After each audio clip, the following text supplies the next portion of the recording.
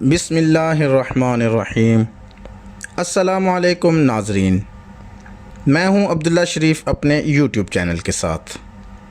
ہمارا آج کا موضوع بہت حساس اور اہم ہے اور آپ سب حضرات کی توجہ کا طالب بھی۔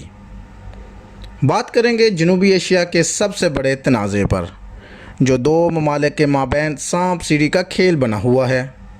جی ہاں، میری مراد مسئلہ کشمیر ہے۔ دوستو، ہم مسئلہ کشمیر سنتے تو آ رہے ہیں اپنے بچپن سے، لیکن اصل میں اس مسئلہ کی روٹس کیا ہیں اور اب یہ مسئلہ کس رخ جا رہا ہے، اس پر تفصیلاً بات کریں گے۔ پہلے ہم کشمیر کی تھوڑی سی تاریخ کے بارے میں جان لیتے ہیں تاکہ آگے سمجھنے میں آسانی رہے۔ کشمیر ہمیشہ سے انڈین سب کانٹیننٹ میں ایک انڈیپینڈنٹ ریاست رہی تھی اور بر صغیر اس وقت 600 ریاستوں پر مشتمل ایک خطہ تھا۔ شروع میں یہاں بدھسٹ اور ہندوازم تھا، کبھی مغل آئے، کبھی اس کے باغات کے پھل افغانیوں نے کھائے اور کبھی اس کی سرسبز چراگاہوں میں انگریز سرکار نے گولف اور کرکٹ کھیلی۔ تاج برطانیہ نے جب بر صغیر میں اپنی حکومت قائم کی تو انہوں نے کشمیر مہاراجہ گلاب سنگھ کو 1840 کی جنگ میں سکھوں سے غداری کے انعام میں 75 لاکھ سکہ نانک شاہی کے عوض بیچ دیا۔ نہ صرف رقبہ بیچ دیا بلکہ اس کی 70% مسلمان آبادی کو بھی بیچ دیا۔ جی ہاں دوستو، کشمیر جنت نظیر کا سودا صرف 75 لاکھ میں ہوا۔ افسوس ہے تاریخ کے اس دور پر۔ یہ تو بات تھی تاریخ کی۔ اب آتے ہیں اگلے پڑاؤ میں، تحریک آزادی پاکستان کی طرف۔ ناظرین، قائد اعظم ہی وہ مرد واحد تھے جنہوں نے بر صغیر پاک و ہند میں انگریزوں کے 100 سالہ اقتدار کو چیلنج کیا اور ساتھ ہی ساتھ اعلیٰ انتظامی عہدوں پر فائز ہندو افسران کو ٹف ٹائم دیا، اور دو قومی نظریہ کے بنیاد پر جو تحریک چلائی، وہ تحریک بالآخر 1947 کی تقسیم ہند پر آ کر ختم ہوئی۔ توجہ طلب بات یہ ہے دوستو کہ یہ تقسیم جغرافیائی اسباب پر نہیں بلکہ آبادی کی اکثریت کی مذہبی بنیاد پر تھی، اور تقسیم کا مدعا ہی یہی تھا کہ مسلم اکثریتی علاقے پاکستان کی طرف اور ہندو اکثریتی علاقے ہندوستان کی طرف جائیں گے، اور تقسیم ہوئی بھی انہی خطوط پر تھی۔ تمام ریاستوں نے اپنے الحاق آبادی کی اکثریت کی بنیاد پر کر لیے، لیکن کشمیر اس وقت وجہ تنازع بن گیا جب تقسیم کے قوانین کے تحت ریاست کے حکمران پر لازم تھا کہ وہ اکثریتی آبادی کے مطابق کسی ایک ملک کے ساتھ الحاق کرے۔ اب چونکہ کشمیر کے جغرافیائی اسباب، آمد و رفت اور مواصلاتی نظام، سڑک اور ریلوے کے تمام راستے اس کو مغربی پاکستان کے قریب کرتے تھے، اور وادی میں اشیاء ضروریہ کی رسد بھی مغربی پاکستان کی طرف سے ہوتی تھی، جبکہ دہلی سے جموں تک جو رستہ جاتا تھا وہ گرداسپور اور پٹھان کوٹ کا روڈ کا رستہ تھا، اور یہ دونوں علاقے مسلم اکثریتی علاقے تھے جو کہ نہرو اور ماؤنٹ بیٹن کے باہمی دوستانہ تعلقات کی بنا پر دھوکہ دہی سے ہندوستان کے سپرد کر دیے گئے۔ کشمیر کے مہاراجہ ہری سنگھ کی بددیانتی اس وقت ظاہر ہوئی جب اس نے واضح طور پر نہ انڈیا اور نہ ہی پاکستان کے ساتھ الحاق کا عندیہ دیا۔ وہ اپنی خود مختار ریاست چاہتا تھا۔ دوسری طرف اس کو وادی کے مسلمانوں سے خطرہ بھی تھا، اس لیے اس نے وادی کے مسلمانوں کی پاکستان کے ساتھ الحاق کی آواز دبانے کے لیے اپنی شاہی فوج کو وادی میں اتارا، جنہوں نے قتل و غارت شروع کر دی۔ جب مغربی پاکستان کے قبائلیوں کو مہاراجہ کی بددیانتی اور مسلمان بھائیوں کے قتل و غارت کا پتہ چلا تو انہوں نے غم و غصے میں کشمیر پر دھاوا بول دیا۔ قریب تھا کہ وہ سری نگر پر قبضہ جما لیتے۔ ہری سنگھ بھاگ کر اپنی فیملی اور مال و متاع کے ساتھ جموں چلا گیا، جہاں سے اسے انڈیا تک رسائی آسان تھی۔ جموں میں بیٹھ کر مہاراجہ نے انڈیا کے ساتھ مشروط الحاق کا وہ تاریخی معاہدہ کر لیا جس نے تقسیم کے نظریہ کا رخ بدل دیا۔ تاریخ میں اس معاہدہ کو انسٹرومنٹ آف اسیشن کا نام دیا گیا ہے، جس کی روح سے کشمیر انڈین یونین کا حصہ بن جائے گا، لیکن داخلی خود مختاری ریاست کی ہوگی اور ریاست اپنے بنائے ہوئے قوانین پر کاربند رہے گی۔ انڈین یونین کا حصہ بننے کی وجہ سے پاکستان کی طرف سے کسی مزاحمت یا تنازع کی صورت میں انڈیا دفاعی مدد کرے گا۔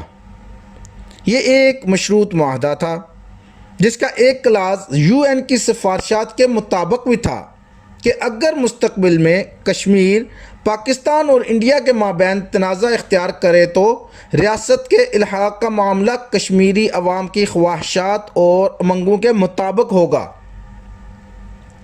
حضرات، یہاں ایک چیز ذہن میں رکھیں کہ کشمیر صرف انڈین یونین کا مشروط حصہ بنا تھا، باقاعدہ الحاق والا کوئی معاملہ نہیں تھا۔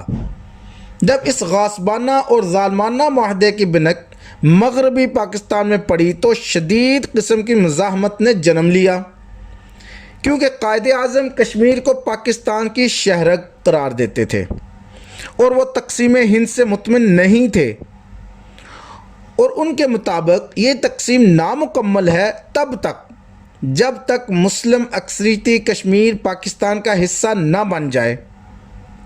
قائد اعظم نے پاکستانی فوج کو حکم دیا کہ فوری طور پر کشمیر کو انڈیا اور مہاراجہ کے پنجوں سے آزاد کروایا جائے۔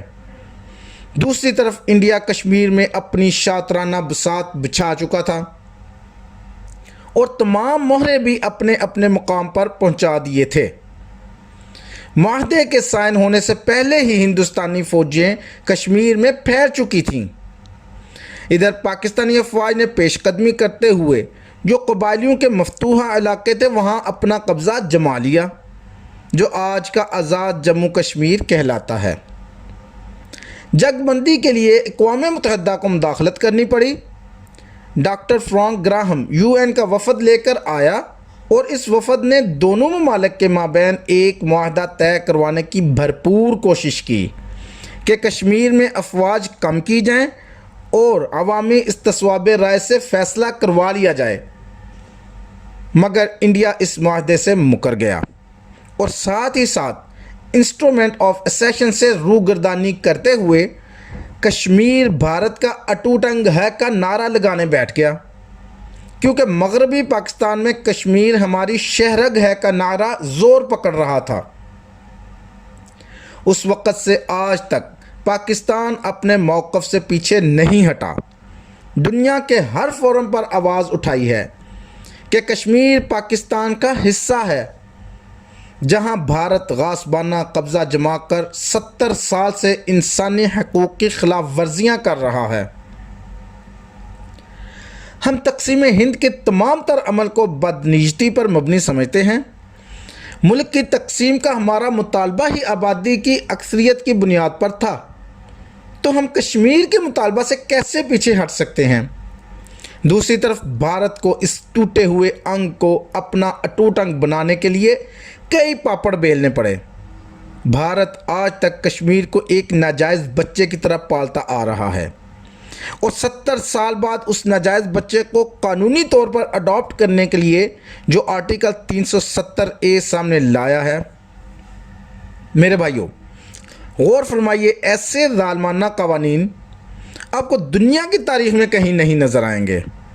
یہ ایسا ہی ہے کہ آپ اپنی زندگی بھر کی کمائی سے ایک عالی شان بنگلہ تعمیر کریں اور پھر اس کو ایک ایسے کرایہ دار کو سونپ دیں جو اپنی مرضی سے بنگلے کی تزئین و آرائش میں اپنی رنگ بازی کرے، اور پھر ایک دن اصول و ضوابط کا ایک پرچہ آپ کے ہاتھ میں تھما دے کہ آج کے بعد اس بنگلے کے متعلقہ تمام امور کے بابت آپ اس کو جواب دہ ہوں گے، نہ کہ وہ۔ میرے عزیزو، ذرا غور فرمائیے کہ آرٹیکل 35A جو کشمیر کے متعلق تھا، اس کے مطابق کشمیر میں زمین خریدنے اور سرکاری نوکریوں کا حق صرف کشمیریوں کو ہوگا۔ اب انڈیا کے قانون 370A میں تبدیلی کے بعد مودی سرکار کس طرح دھوکہ دہی اور فراڈ کے ساتھ کشمیریوں کے حق کی شق کو اپنی مرضی کے مطابق استعمال کر رہی ہے، کہ کسی بھی انڈین جس کے والدین 15 سال تک کشمیر میں رہ چکے ہوں اسے کشمیری ڈومیسائل مل سکتا ہے۔ کوئی اسٹوڈنٹ جس نے 7 سال تک وہاں پڑھا ہو، میٹرک یا انٹر کا امتحان دیا ہو، وہ بھی مستقل رہائش اختیار کر سکتے ہیں۔ کسی بھی وفاقی ادارے کے سرکاری لوگ جو 10 سال تک وہاں ڈیوٹی کر چکے ہوں اپنے بچوں سمیت وہاں مستقل سکونت اختیار کر سکتے ہیں۔ تمام ڈومیسائل ہولڈرز کو کشمیر میں سرکاری نوکریاں مل سکیں گی۔ میرے عزیز دوستو، کچھ سمجھ آیا آپ کو کہ کشمیر میں کون سا نمبر گیم کھیلا جانے والا ہے؟ کشمیر مسلم اکثریتی ریاست ہے، دنیا بھی جانتی ہے اور پاکستان بھی۔ 70 سال سے انڈیا نے وہاں 9 لاکھ کے لگ بھگ فوج متعین کی ہوئی ہے۔ اب ذرا کیلکولیشن کیجئے، 9 لاکھ انڈین فوجی کشمیر کے مستقل رہائشی، اور انہی رہائشیوں کے بچے وہاں میٹرک اور انٹر کے بعد وہ بھی کشمیر کے مستقل رہائشی۔ پھر یہی بچے اعلیٰ سول سروس امتحان پاس کرنے کے بعد تمام سرکاری محکموں میں اعلیٰ عہدیداران بنیں گے۔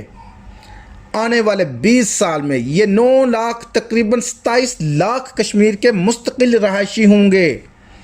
جموں و کشمیر کی ٹوٹل آبادی 1 کروڑ کے لگ بھگ ہے، جس میں مسلم آبادی قریب 70% ہے۔ ذرا ایک بار پھر اندازہ لگائیں، 27 لاکھ تو صرف افواج ہند میں سے ہوں گے، باقی اسٹوڈنٹس بھی ہوں گے جو جموں کے کالجز اور یونیورسٹی میں پڑھتے ہوں گے، وہ بھی مستقل رہائشی، اور بھی سرکاری محکموں میں ہندو افسران اور ان کے عیال بھی مستقل رہائشی۔ مودی سرکار کا ہندو توا کا نظریہ بالکل واضح ہے، وہ کشمیر میں اکثریتی آبادی ہندوازم بنانا چاہتا ہے تاکہ آنے والے وقت میں یہ تنازع ہی دم توڑ جائے جو اکثریتی آبادی کی بنا پر اٹھ رہا ہے۔ کشمیری مسلمانوں کی نسل کشی کا سلسلہ 2 دہائیوں سے جاری ہے۔ دنیا کا سب سے طویل اور ظالمانہ کرفیو جولائی 2019 میں کشمیر میں لگایا گیا، جو پہلے 53 دن تک لگا۔ 31 اگست کو کرفیو ختم ہوا اور اگلے ہی دن کرفیو دوبارہ امپوز کر دیا گیا۔ جموں و کشمیر 11 مہینوں سے لاک ڈاؤن میں ہے، جس میں ہزاروں کی تعداد میں کشمیری نوجوانوں کو وادی میں محصور کیا ہوا ہے، اور یہ لاک ڈاؤن سیکیورٹی کے نام پر کمیونیکیشن بلیک آؤٹ کا ہے تاکہ کشمیریوں کی آواز دنیا تک نہ پہنچ سکے اور خاموش نسل کشی کا سلسلہ وادی میں جاری رہے۔ عزیزان وطن، کشمیر ہمارے ہاتھوں سے ریت کی طرح پھسل رہا ہے۔ ہم صرف تقریروں، مزاحمتوں اور مذمتوں سے آگے نہیں بڑھ پا رہے۔ ہمارے کشمیری بھائیوں کو ہماری یوم کشمیر کی چھٹی اور سیمیناروں سے کوئی غرض نہیں۔ اس وقت وادی ایک خون آشام دیو کی قید میں ہے۔ کمیونیکیشن بلیک آؤٹ کشمیر میں ہے، باقی دنیا میں تو نہیں۔ آج اگر ہم پاکستانی مسلمان جو اس وقت دنیا بھر میں پھیلے ہوئے ہیں ایک بھرپور سوشل میڈیا کمپین چلائیں، ہم کشمیر کی آواز بن سکتے ہیں اگر ہم آواز ہو جائیں تو۔ جانے کیوں دبائی جا رہی ہے کشمیر کی آواز؟ میں پوچھتا ہوں، کہاں اٹھائی جا رہی ہے کشمیر کی آواز؟ طارق، ایوبی اور قاسم کو یاد کرو، ہم سے کیوں بھلائی جا رہی ہے کشمیر کی آواز؟ آگے بڑھو، ساتھ دو سرفروشوں کا، جاؤ وہاں جہاں لگائی جا رہی ہے کشمیر کی آواز۔ اللہ ہم سب کا اور ہمارے کشمیری بہن بھائیوں کا حافظ و ناصر ہو۔ پاکستان پائندہ باد۔